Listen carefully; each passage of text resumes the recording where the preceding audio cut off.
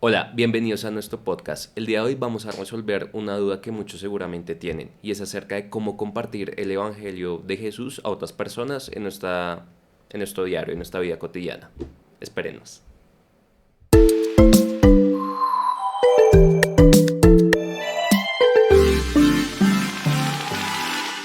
El día de hoy tenemos unos invitados muy especiales y queremos que se presenten. Hola Daniel, ¿cómo estás? Soy Raúl García, anciano de la Iglesia Chico. ¿Cómo están, pastor? ¿Cómo estás? Hola, Un Raúl, placer. ¿cómo estás? Dios te bendiga. Y Bueno, el aquí pastor Ricardo Guerrero y de la iglesia Chico, el pastor, y bueno, feliz de estar aquí con este trabajo que ustedes están haciendo. Muchas gracias, Muchísimas gracias, porque pastor. a todo el equipo de media de la iglesia Chico, muy agradecidos por lo que Dios está haciendo por este medio. Ok, muchísimas gracias. Entonces vamos a comenzar con la siguiente pregunta. ¿Cómo ustedes creen que podemos ¿Esa pregunta es predicar? para quién? ¿Para Raúl? Para los dos, Ok. no obstante que comience Raúl Ok. a explicar. Los Y la ancianos pregunta- primeros. Exacto, el anciano primero. La pregunta es, ¿cómo ustedes creen que podemos predicar el evangelio de una forma audaz? Como si me da rechazo o a qué va a pasar. Pues mira, yo creo que el tema no es de audacia, yo creo que el tema es de saber entender el momento, porque hasta eso Dios lo dispone. Es decir, Dios te dice a ti, o el Espíritu Santo te pone a ti, compartirle a alguien en el momento que es, y no precisamente es cuando esa persona está en una dificultad o cuando está con algún afán. No, hay muchos momentos en donde, y de hecho, a tu familia, a tus amigos, en tu trabajo, es un momento que a mi modo de ver el Señor dispone y te da a ti la palabra, porque es un tema espontáneo, es un tema en donde a ti te fluye de manera normal decir lo que el Señor te está poniendo. O muchas veces también las personas se acercan a ti, te dicen, oye, estoy buscando un consejo, o tú qué opinas de esta situación que yo tengo. Entonces, yo creo que de pronto esa audacia hay que verla es por el lado de la oportunidad. Ok. Aprovecharla. En donde el Señor te anima a que tú des un mensaje con relación a Él, a lo que su palabra dice. Ok, perfecto. Bueno, muy bien. Yo digamos que observo lo siguiente. Lo primero es que, bueno, como dice Raúl, la audacia no está en que nosotros lo digamos. El tema es que el evangelio es audaz. ¿Ya? O sea, esa es una categoría diferente a lo que estamos diciendo. Realmente el evangelio nunca ha sido popular. O sea, el evangelio no fue popular nunca. Desde sus comienzos, la iglesia fue perseguida. Desde sus comienzos, Cristo Jesús fue crucificado. O sea, el mensaje como tal, por supuesto que enfrenta la impopularidad porque es audaz el mensaje en sí, ¿ok?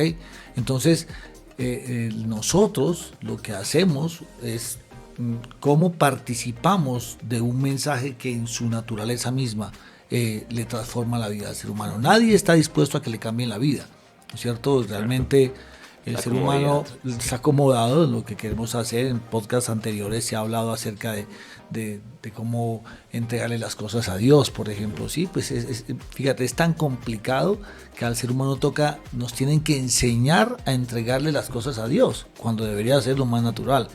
Pero el evangelio es así. El evangelio fue perseguido, el evangelio ha sido perseguido, el que predica la Biblia no goza de la popularidad, ¿no es cierto? Entonces, sí, la audacia de nosotros tiene que ser un poco más, como que tú decías, como astucia, ¿no? O sea, aprovecho el momento, aprovecho la oportunidad porque tengo un mensaje audaz, ¿no? Ok, la segunda pregunta que vamos a tocar y es acerca de cómo podemos comunicar la verdad con una exactitud, o sea, de forma que nos aseguremos que la palabra no sea adulterada, porque muchas veces uno ha visto que la palabra se ha adulterado, pues obviamente por manos humanas que lo han comunicado mal o han tenido otro propósito. Entonces digamos como nosotros no podemos caer de esa forma. O sea, cómo podemos mantenerla fiel. Claro, bueno, digamos que el Señor Jesús es la verdad. O sea, Él no es que diga la verdad, Él encarna la verdad. ¿Ok? Entonces, cuando no conocemos a Jesús en la dimensión que tiene que ser, vamos a terminar inventándonos cosas de Jesús. ¿Sí? Entonces, hay mucha gente que termina diciendo cosas de Jesús que no están en la Biblia. Muchas personas que dicen que Jesús dijo no sé qué, cuando Jesús nunca dijo. Y en esencia es conocer la verdad. O sea, no podemos saber cuál es la mentira si no tenemos la referencia a la verdad.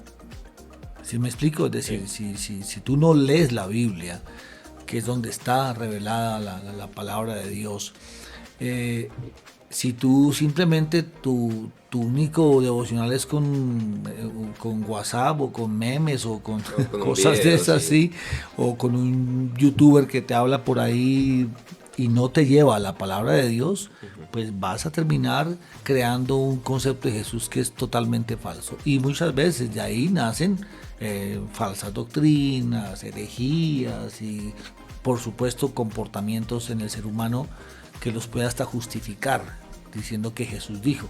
Entonces creo que la mentira se detecta cuando tú conoces bien la verdad. Si tú no conoces bien la verdad, terminarás tocando la mentira, como quiera que sea, y manipulándola y divulgándola. Estoy de acuerdo.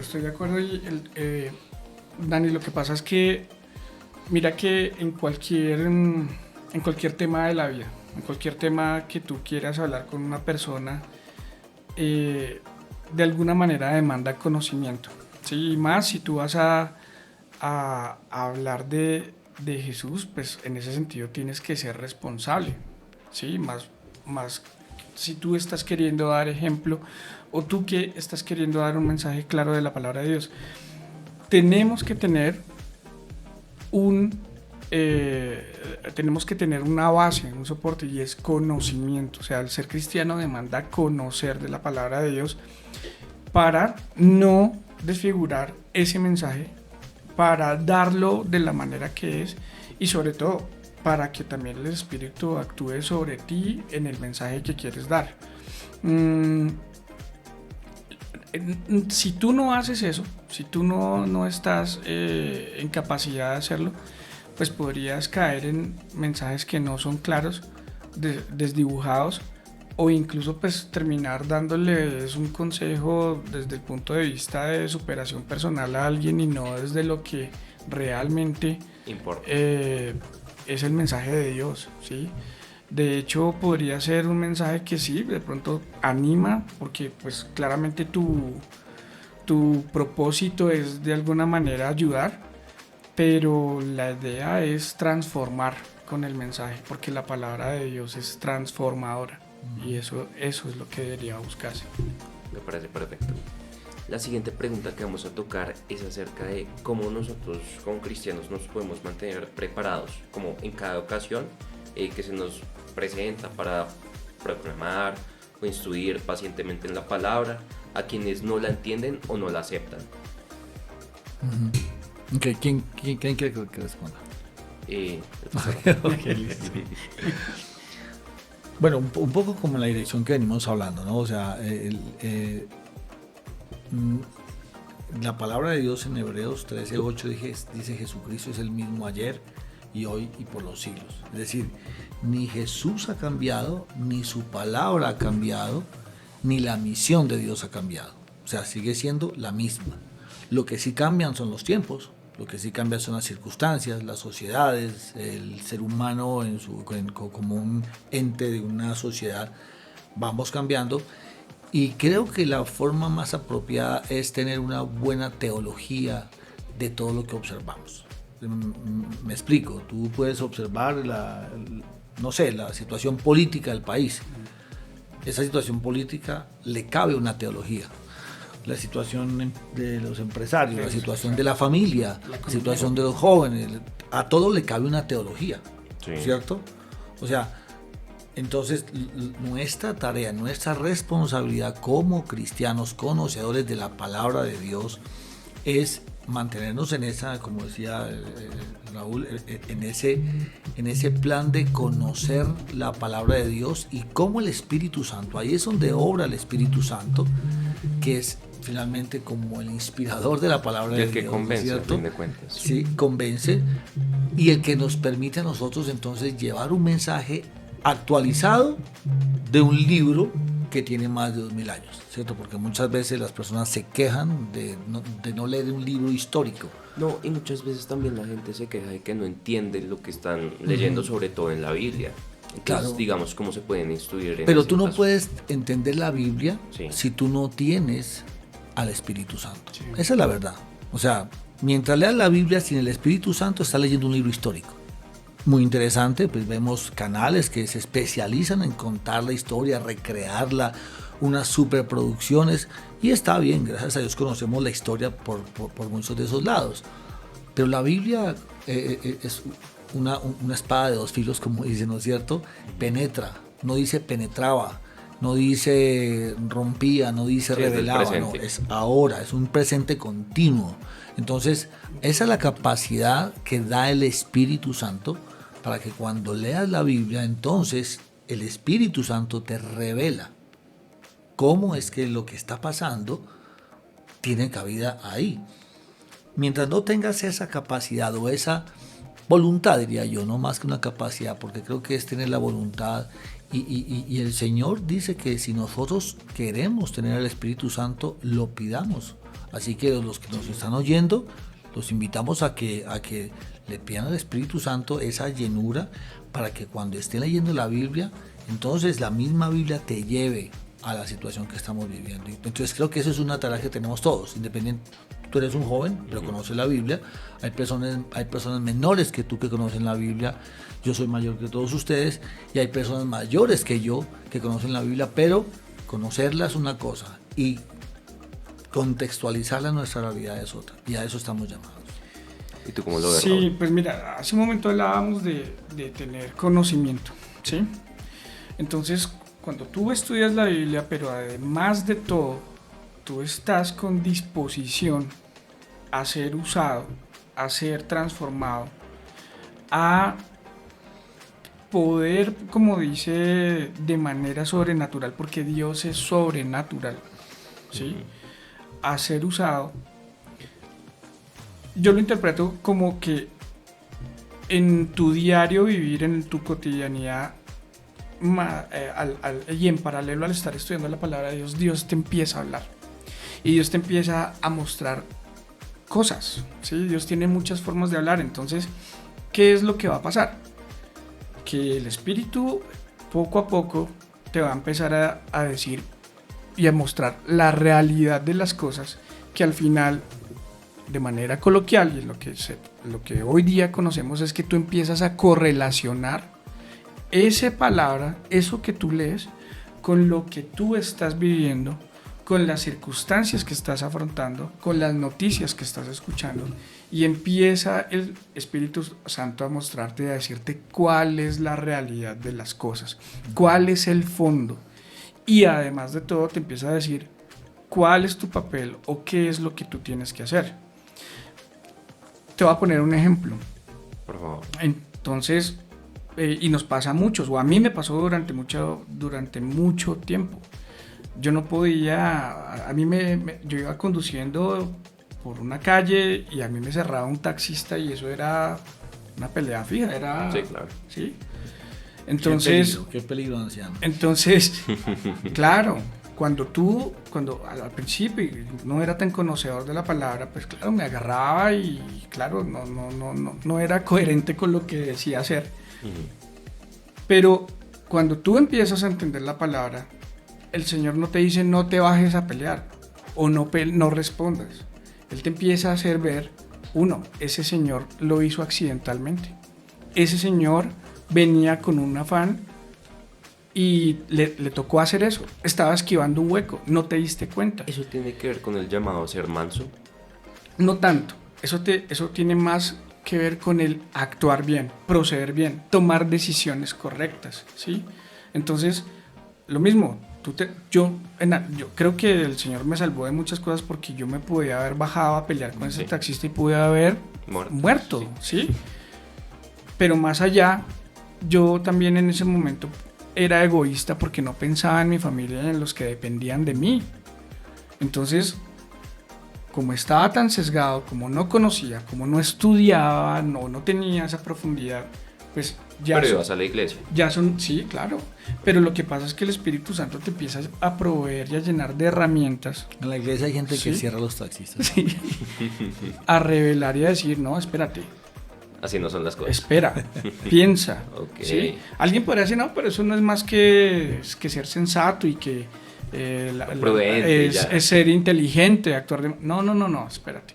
Hay algo de fondo, porque este es un ejemplo, digamos, muy simple, muy bobo, pero es que en la vida tú tienes que tomar decisiones que te van a marcar el resto de la vida. Y tú necesitas una dirección, necesitas a alguien que te muestre y te revele, te confirme que lo que tú estás sintiendo, que tu deseo de hacer algo es por donde te tienes que ir. Entonces ahí es donde el Espíritu Santo actúa y te respalda en la toma de decisiones. Al final es llevarte por el propósito de vida que el Señor tiene para ti. También eso tiene que ver mucho con rechazarnos a nosotros mismos, ¿no? O sea, rechazar nuestra naturaleza, porque cualquiera se hubiera bajado, pues, a darse literalmente puños con el taxista. Claro. Pero pues Dios nos llama a responder pues mal por bien, más que todo. De acuerdo. Wow, creo que ese actuar es... O sea, el tema tiene mucho fondo, es trascendental porque es que incluso el Señor te está orientando, te puede estar salvando de cosas, o en otro lado te puede, dependiendo de la circunstancia, te puede estar llevando a donde te quiere llevar, ¿sí?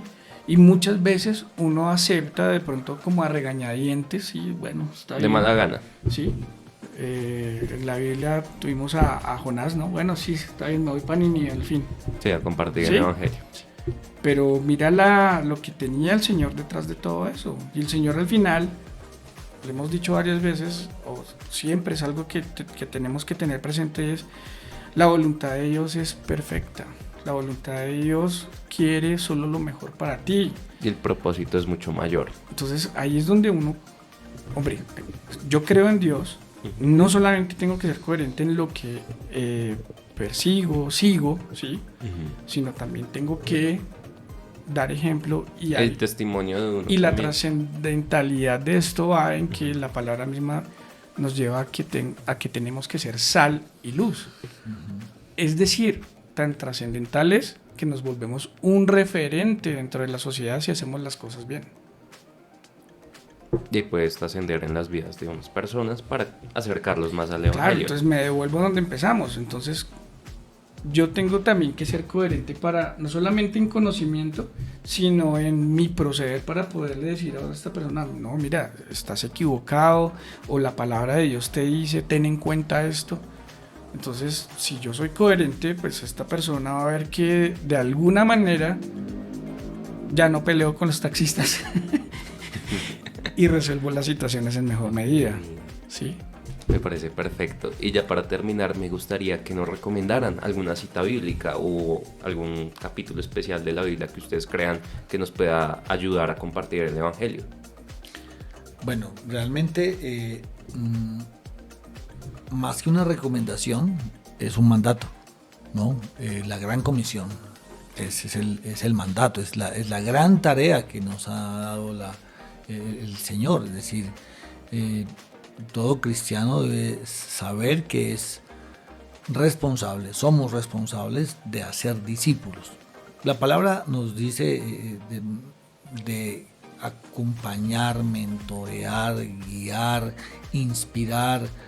Digamos un poco lo que decía Raúl hace un momento, no solamente es el conocimiento, es decir, no solamente es el aprendizaje, sino la aprehensión. Es decir, yo aprendo, pero además incorporo a mi vida el mensaje, ¿no es cierto?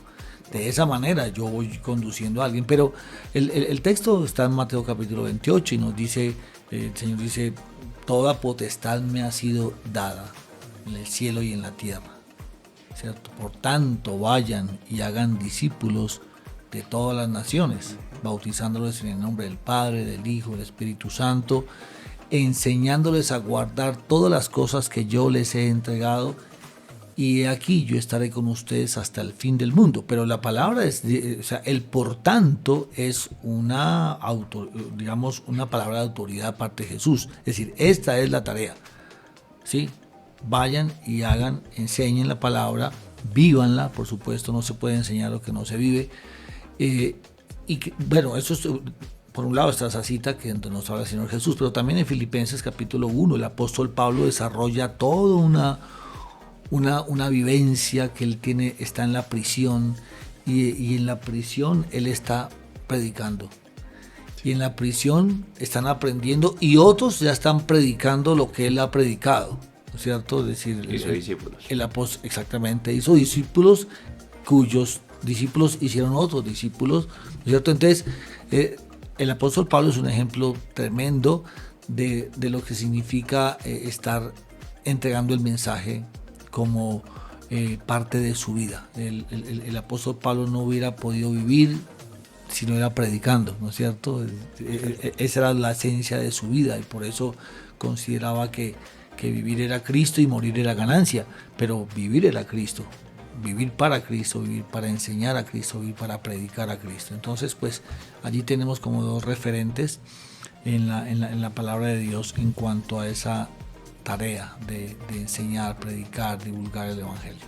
Me parece perfecto. ¿Y para ti, Raúl?